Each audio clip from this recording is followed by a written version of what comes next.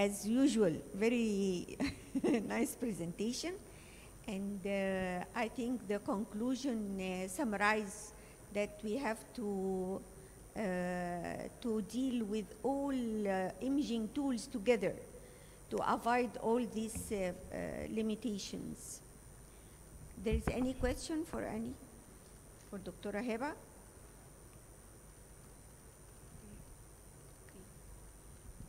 Thank you, Dr. Heba.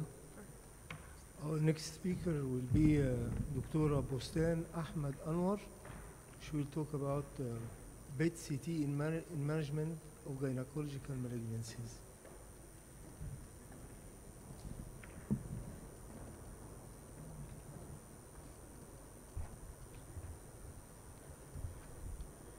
Good afternoon, dear professors and colleagues. Today I'm going to talk about the additive role of PET-CT in management and follow-up of gynecological malignancies. Initial imaging evaluation of gynecological malignancy is mainly by ultrasound or MRI. CT is the prime imaging modality used in staging of gynecological malignancy. However, studies have showed that PET-CT proved to be of higher diagnostic performance when compared with CT. First, I'm going to talk about the ovarian cancer. Ovarian cancer is the 8th most common cancer in women and the most lethal gynecological malignancy.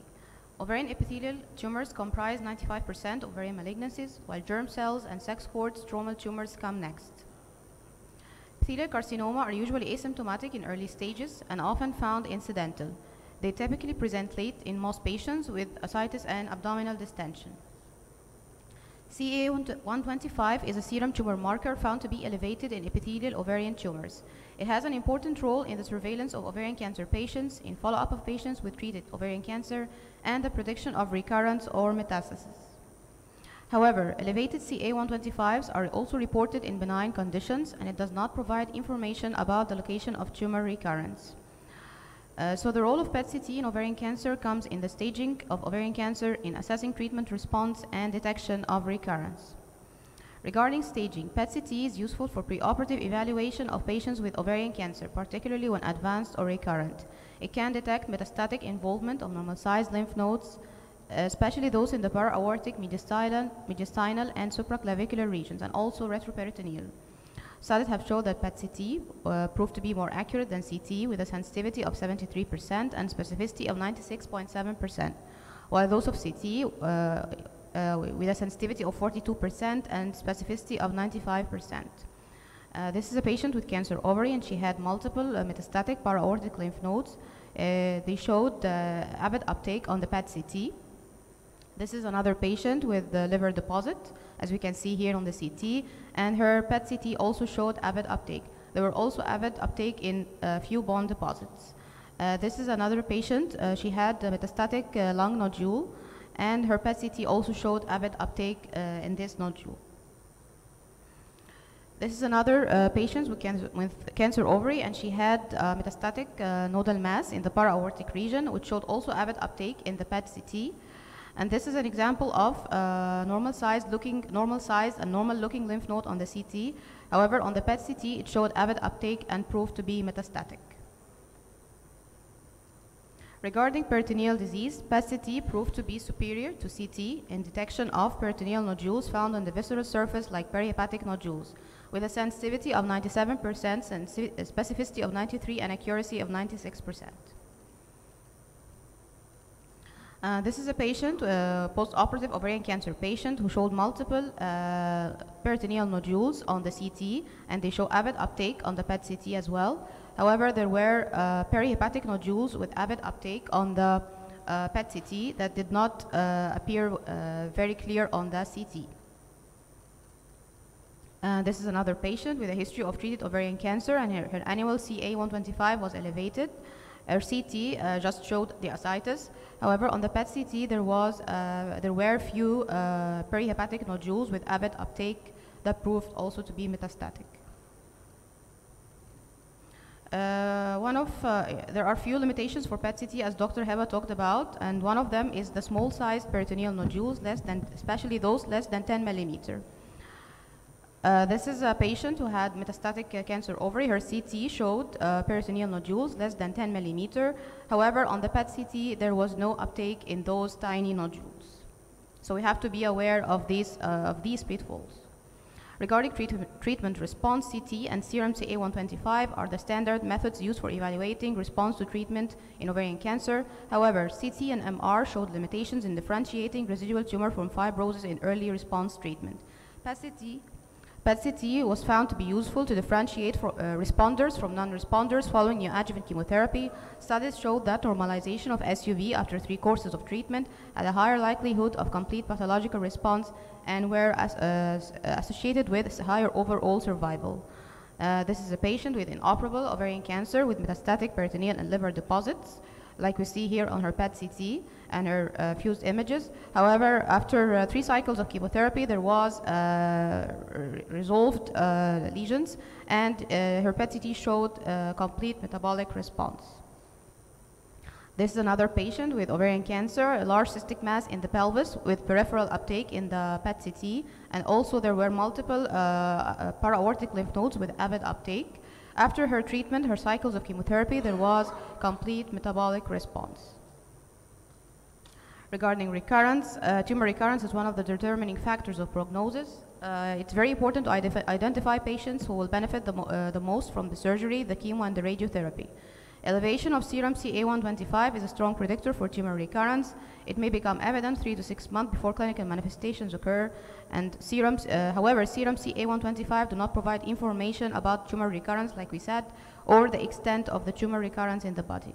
Studies show that PET-CT reported to have higher accuracy compared to serum CA-125 and CT for detecting recurrence, with an accuracy of 80% for PET-CT, 64% for serum CA-125, and 62% for conventional imaging. This is a patient with cancer ovary, and she had multiple omental deposits that were not very clear on her CT, but on PET-CT they were clear and they show avid uptake, like we see here. And also there was a nodule that is adherent to the anterior abdominal wall that couldn't be visualized on the CT.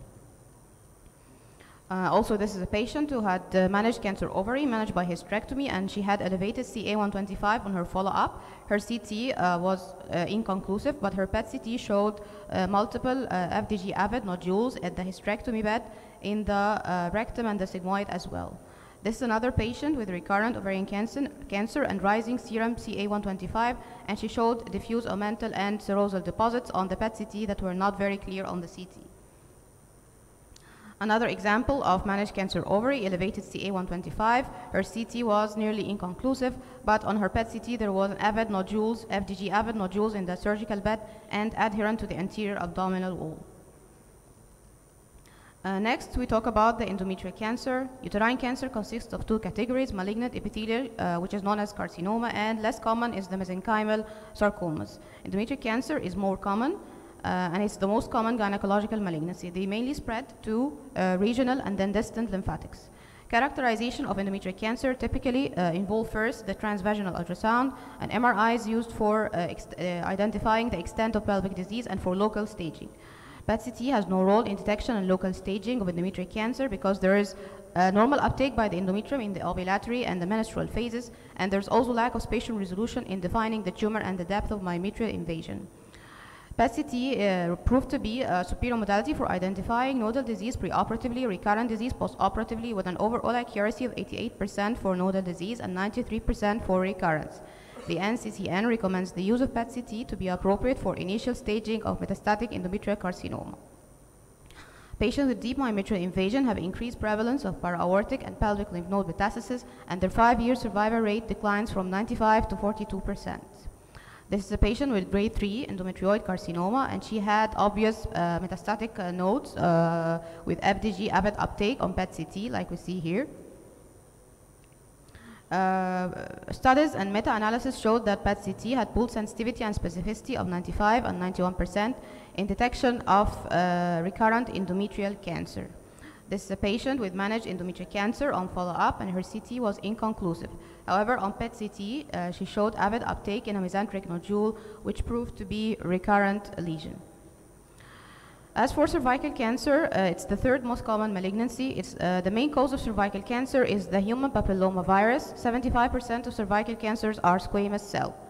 For staging, MRI with diffusion is the best imaging technique used for local staging and for evaluating parametrial infiltration. However, NCCN recommends the use of PET-CT as the imaging modality for staging of cervical cancer for detection of regional and para-aortic lymph nodes with a sensitivity of 88% and a specificity of 93%. This is a patient with grade 3 squamous cell carcinoma of the cervix. Her CT showed enlarged para-aortic nodes that showed avid uptake on the PET-CT and was confirmed by surgery. PET-CT has also been shown by several authors to reliably assess treatment response and predict survival outcome. Patients with no residual uptake on the post-treatment scans have shown to have a 5-year survival rate up to 92%. This is an example of the role of PET-CT in treatment response. There are 3 different cases with managed cervical cancer, and this is a patient who had, the first case had a nearly complete metabolic response. The second case had partial metabolic response, while the third case showed progressive disease. The detection and precise location of recurrent disease is critical to guide management and select appropriate therapy. Few studies have evaluated the role of PET-CT in recurrent cervical cancer and showed a sensitivity of 92% and specificity of 92.6%. This is a patient with cancer cervix managed by chemoradiotherapy. She came back on her follow-up with local recurrence, and that's it on the MRI. However, when she did her PET-CT, there were bilateral external iliac lymph nodes with avid uptake, as we can see here. This is also an example of a patient who she had surgery. She had hysterectomy on cancer cervix, and there on her follow-up there was presacral tumefaction in the presacral region and in the surgical bed. We couldn't tell which is post-management and which is recurrence, but on her PET-CT, the presacral tumefaction proved to be, she did not show any avid uptake, which proved to be post-management changes, while her surgical bed showed avid uptake, which denoted recurrence. Last thing I'm going to talk about is the 68 gallium fibroblast activation protein inhibitor. It's a novel class of radiotracers used for PET-CT imaging in gynecological malignancy. It might supplement or even be superior to FDG PET in gynecological tumors. They showed lower uptake in normal parenchyma, and also showed very high tumor to background ratio, higher uptake and higher SUV than FDG in the metastatic lymph nodes in bone and liver metastasis. And this is a diagram showing the uptake by the gallium FAPI and the uptake by the FDG in regional lymph nodes. As we can see here, it's more in the gallium FAPI.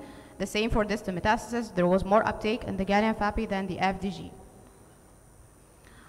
This is a case who underwent gallium FAPI in one setting, and the following month she did FDG. As we can see here, the difference in the values between the gallium FAPI and the FDG, there are higher values for the gallium FAPI in the bone deposits, as well as the liver deposits. As we can see here, higher values in the liver, higher SUV values in the gallium FAPI than the FDG, and also another bone deposits that showed higher value in the gallium FAPI. Also, there was a less normal background uptake in the liver parenchyma in the gallium FAPI than the FDG, with the values of 1.38 for gallium FAPI and 4.3 for the FDG for the normal parenchyma. And that's it. Thank you so much.